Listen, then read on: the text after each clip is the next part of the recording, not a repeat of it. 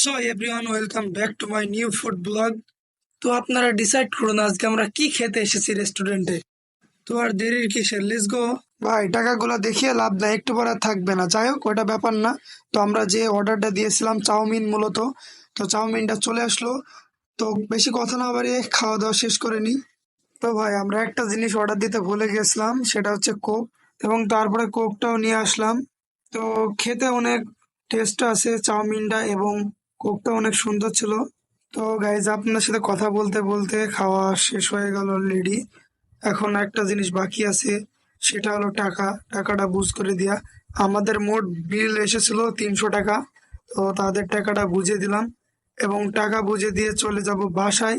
তার আগে ভাবলাম যে আজকে মোটামুটি হালকা পাতলা একটা ভোজন হয়ে যাক। তো আমরা 4টা লুডুস কিনে নিয়ে আসলাম এবং তার সাথে 2টা এগ। তো গাইজ আমরা ততক্ষণ লুডুস খাই, আপনারা আমাদের চ্যানেলটা সাবস্ক্রাইব করে দিন। তো বাই।